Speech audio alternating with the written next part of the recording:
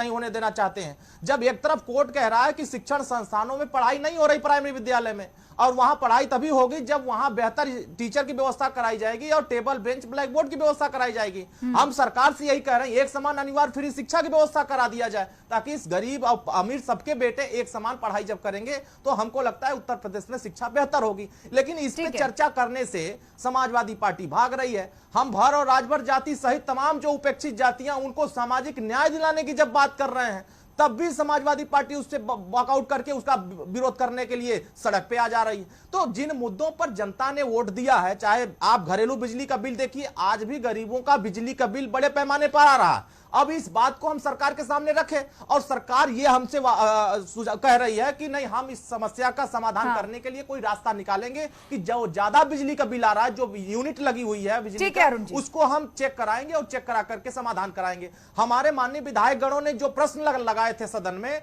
उन सभी प्रश्नों पर सरकार ने जवाब दिया है। चाहे वो जमीन कब्जा करने का मसला हो, चाहे उत्तर प्रदेश में सड़क का मसला हो, चाहे बिजली का मसला हो, स्वास्थ्य का मसला हो, आपका ये कहना है कि आप जनहित के मुद्दे उठाते रहेंगे, सही मंचों पर उठाते रहेंगे, और यही उम्मीद भी की जाती है आप लोगों से, क्योंकि जनता पूरी जिम्मेदारी से आपको वोट देती है, चुनती है, आप पर भरोसा करती है।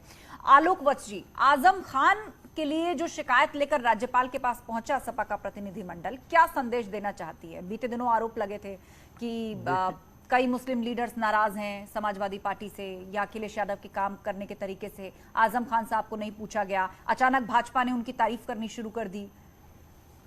देखिए आस्था जी, ये जब से जेल में थे, जब जेल से बाहर आए, तभी से इस तरह की बातें आ रही हैं कि आजम खान नाराज हैं, अखिलेश जी ने उनको वो तजब्बो नहीं दिया जो उनको मिलना चाहिए था, उनसे मिलने जेल में नहीं गए। तो ये इन लोगों का अंदरूनी इस तरीके का उठापटक है। लेकिन जो इनका माइनॉरिटीज के प्रति मोह है और उनको साधने की कोशिश में ये किसी भी हद तक जा सकते हैं, वो तो जग जाहिर है। ये पार्टी, ये तो जातिगत पार्टियां हैं, इनका आधार जातिगत है। तो ये जैसे बिहार में माई समीकरण है, वैसे ही उत्तर प्रदेश में माई समीकरण के दम पर टिके हुए हैं। और बीच में छिटपुट रूप से कुछ दलें हैं, जैसे ये राजभर जी का दल है, और भी एक दो इस तरीके के छोटे छोटे लोग हैं। तो ये लोग तो सत्ता लोलुप लोग हैं, जिधर इनको लगता है कि सत्ता हो जाएगा। तो यहाँ पर उन राजभर के लिए कह रहे हैं, ये छोटे छोटे रामविलास पासवान हैं, ये मौसम वैज्ञानिक हैं।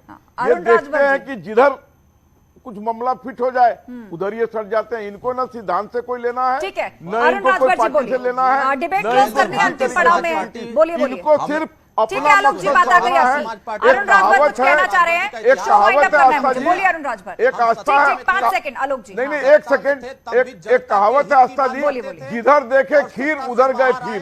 तो जिधर इनको सत्ता नजर आती है उधर ये सट जाते हैं, जिधर सत्ता नजर आती है वहीं सट लेते हैं। बोलिए। हट करके लड़ाई नहीं लड़े। शायद मेरी बात इनको थोड़ी खराब लगी होगी।